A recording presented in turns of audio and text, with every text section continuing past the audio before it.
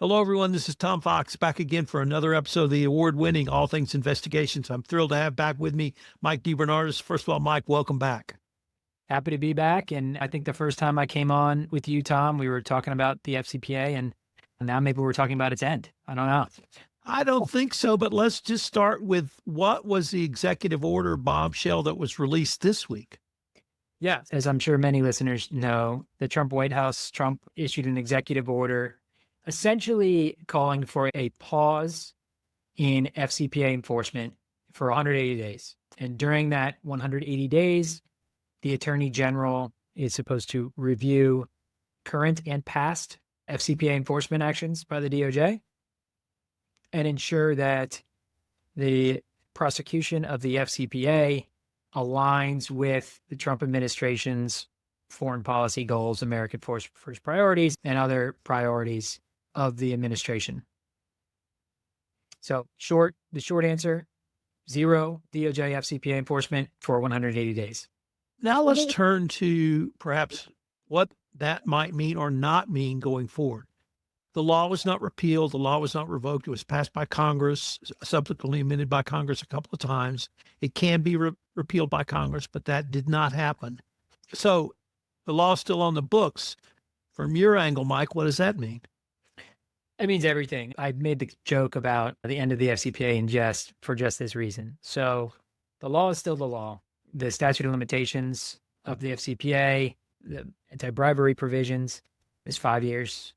We're talking about a time period that extends beyond the Trump administration. So even if after this 180-day period, the administration makes the decision not to enforce the FCPA at all, which it's arguable whether they have the legal authority to do that, any action taken during the period of this administration is prosecutable in a new administration where priorities likely will change. In terms of compliance with the FCPA, that piece of it hasn't changed. It's still the law, and companies are required under the law, or prohibited under the law from paying bribes to foreign officials, just like they were 2 weeks ago.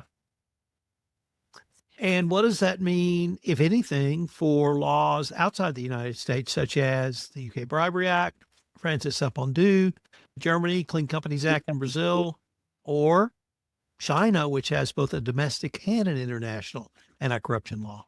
Yeah, it's a really good point. So obviously, Trump can't decide by executive order that other foreign laws aren't going to apply. We have seen over the last decade or so, other countries really step up in their legislation prohibiting foreign bribery, and second, in their enforcement of those laws.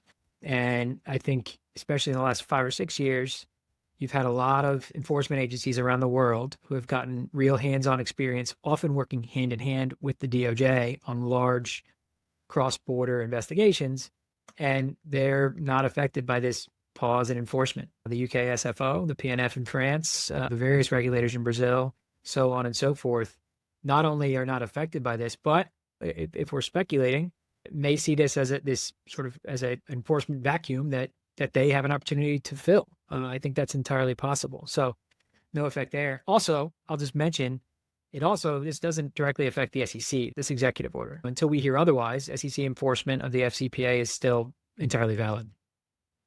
Let me go back to that first point, because it struck me that the cat's meow may be getting ready to give us a real big one in the following manner. Kara Brockmeyer headed the FCPA unit at the SEC for several years, and she was a part of the initial group back in the 2010 timeframe that started working with non-U.S. prosecutors. They brought prosecutors to the United States. Kara and her colleagues did a roadshow.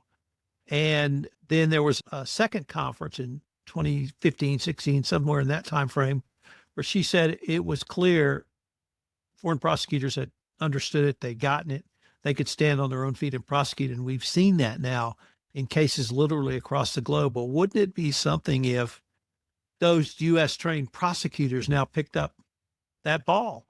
And I hadn't even thought of that. But let me go to your SEC point, because that transitions over to another area I wanted to explore with you, and that's the business implications of this. The FCPA has two parts, roughly thou shalt not bribe, Part 1, criminal, enforced by the DOJ, but thou shalt record their bribes accurately in the books and records of the company, and thou shalt have effective internal controls. That is regulated by the Securities and Exchange Commission, and it's generally seen as a civil matter. That law is still in place. And it struck me in listening to your remarks that individual actors can bring SEC or civil based action. So that's still a potential risk.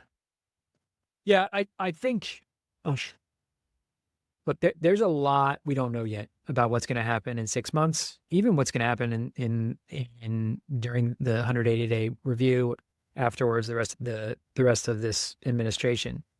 One of the idea that we'll just not enforce the FCPA for the DOJ won't for the next 4 years strikes me as far-fetched in some ways. And I think it would be really hard in practice to make that align with other laws. And one of them, because I think often in the popular perception is we think about the anti-bribery provisions of the FCPA. We got people paying bribes, and I think the executive order, rightly or wrongly, points out that U.S. companies maybe are not on a level playing field because foreign companies are paying bribes and they're not. But let's assume we're all of a sudden going to allow U.S. companies to pay bribes. How do they record those bribes? Are we okay with them recording them as a legitimate business expense? So not even paying a bribe, but also trying to get a tax break for them?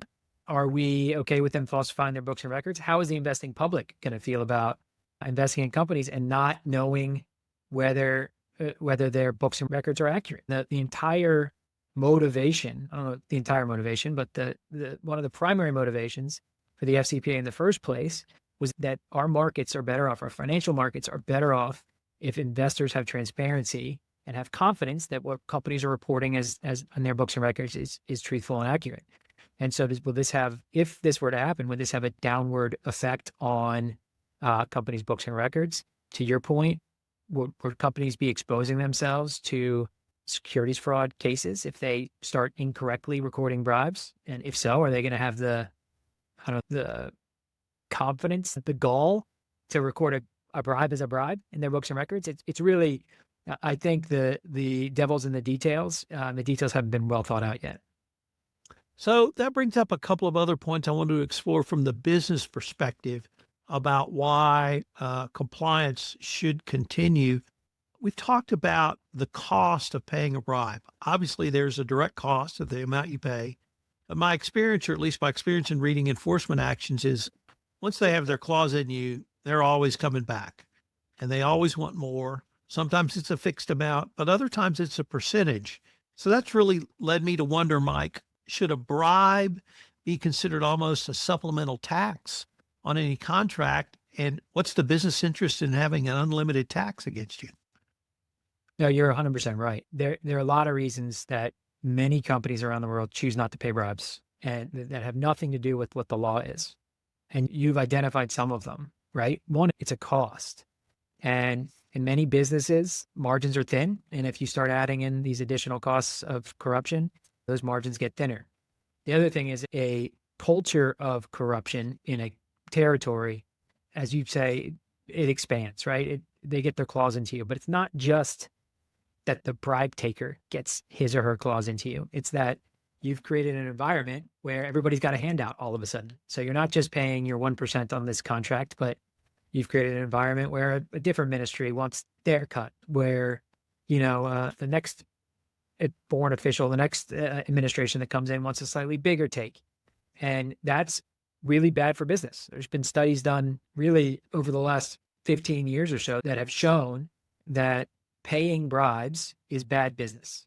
Put aside the legal aspects of it, it's bad business. It harms profitability, it harms employee morale, and it ultimately is worse for the company from a business perspective.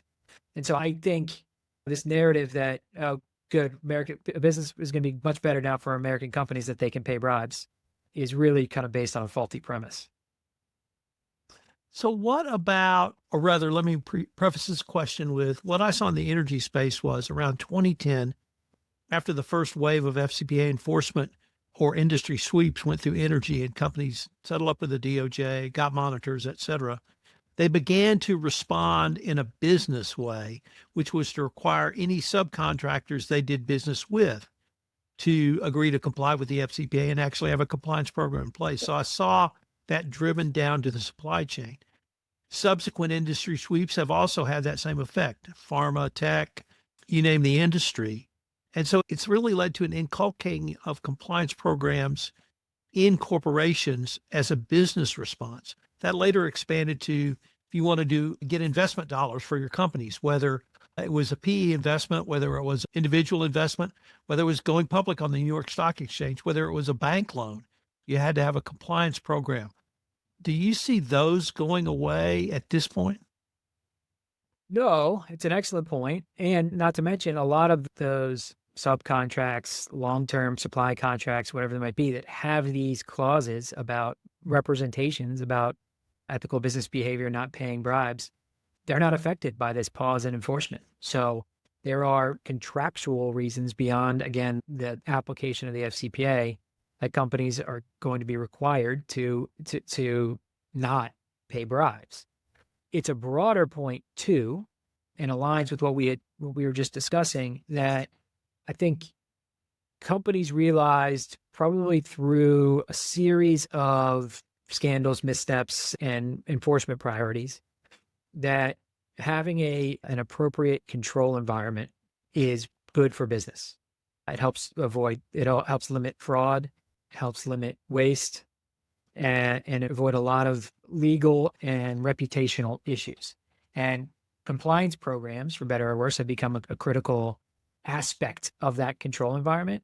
And so I really think sort of any effort to remove or reduce compliance and an emphasis on compliance has much broader implications than just whether we're going to get an FCPA enforcement action. Mike, let me turn to, I think you touched on this, guidance or potential guidance, because I believe part of the executive order was to look at guidance. In the FCPA world, we have two forms of guidance. One is called the Evaluation of Corporate Compliance Programs, initially released in 2017 and updated 5 times now. That has not gone through a rulemaking process. It's separate and apart from that process. But we also have 2 documents entitled the FCPA Resource Guide, editions 1 and 2. Those were mandated by the FCPA itself, which said that the DOJ had to release guidance. Even if they get rid of the evaluations, I query whether they can get rid of the guidance. But even if they get rid of the guidance, that was based on the U.S. sentencing guidelines. And in the U.S. sentencing guidelines, they laid out 7 elements of an effective compliance program. So it strikes me that we're going to have some, even if it's the most basic guidance in place that companies can use and build from. Would that be a fair assessment on your part? Yeah, I totally agree. If the next step in this is dismantling the evaluation of corporate compliance programs and jettisoning it, we're still left with the federal sentencing guidelines, which are fully applicable and cannot be, to my knowledge, unilaterally changed or removed by the Department of Justice.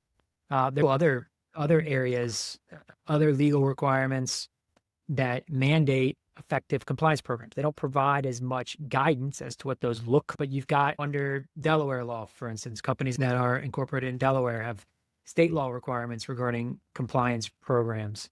Government contractors, there are federal acquisition regulation guidance and guidelines and requirements for maintaining compliance programs. The legal requirement for many companies to have an effective compliance program is not going anywhere. And the reality is, I would argue, even if the evaluation of compliance programs that the Justice Department puts out is put on the shelf or in a drawer for the next 4 years, it still exists. It's still a good guideline for what 15 years has told us has been viewed as an effective compliance program, and companies can do a lot worse than sort of using it as a benchmark. You had a really interesting point. We were talking in the green room about, we were considering whether compliance actually has an opportunity now to stand alone as a business process. And we talked about how compliance is now a part of the business fabric, but I even see it further that effective compliance equates to more efficient business processes, equates to greater ROI.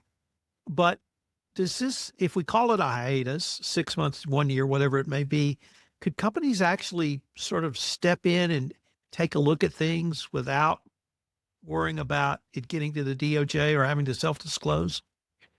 Yeah, it's an interesting thought exercise. I've been trying since this news broke to identify for clients what are the challenges that are going to come out of this, but then what are the opportunities for compliance and legal teams? And there's a lot we don't know yet. Again, we don't know what the guidance is going to say in 6 months. We don't really know what FCPA enforcement is going to look like at the end of 2025 or beyond. But if, as some suspect, we are going to see a 4-year period with significantly decreased FCPA enforcement, I do think that might present an opportunity for the companies willing to take it to identify misconduct, identify potential violations of the law in a lower stakes environment.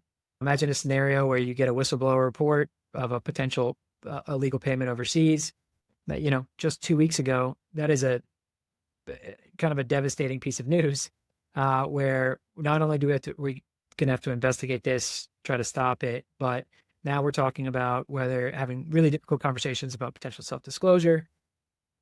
Even if those conversations go really well, you're dealing with the fallout from in best case scenario, declination or something like that.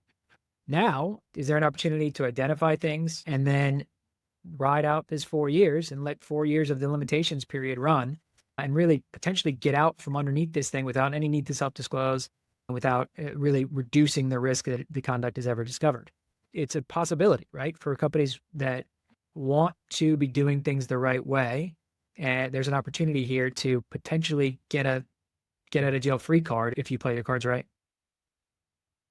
So the opportunity, how would a compliance officer maybe think about presenting that to either senior execs or a board, or really in the context of why compliance as a business process should continue to exist? And the last iteration of the evaluation of corporate compliance programs had areas as disparate as compliance has to have access to all data. Data cannot be siloed. Compliance is the institutional or holder of the institutional justice and institutional fairness. Compliance needs to oversee AI and your development of AI.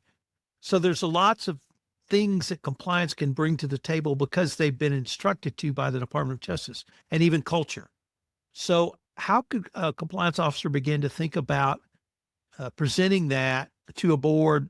Just as you said, guys, we have an opportunity here, and we have an opportunity to do a lot of disparate things, perhaps with a window of opportunity not to have to worry about the Department of Justice if we were in the first place. Yeah, I think if you start from the assumption, if you, as a compliance officer and you talk to the board, starting from the assumption that we as a company, we are going to succeed on the merits of our product or service, whatever it is. We are not going to engage in corruption. If you start from that proposition, then the compliance program itself and the value of the program is sort of well established and in place. And I think there's a way for a compliance officer to say, let's take advantage of this hiatus to the extent there is one, and we'll find out more in 6 months. Let's take advantage of it by really clearing out our dirty laundry now, where the risk of the fallout, the collateral effects, reputational, money-wise, whatever it might be, of discovering a major FCPA violation are lower right now than they were last year, lower right now than they will be in 2029. Let's make sure all this conduct is stopped. It is what we all agree we want as a business. And so if we're going to do it, let's do it now, where the fallout from discovering it and from dealing with it is lower than it was and will be. We have a unique window. I'm not sure of many things. I am almost positive that a change in administration would change this approach to FCPA enforcement. Like, I think that's a great way for us to end this podcast. I think we're going to be continuing this conversation. I think so too. Thanks so much, Tom.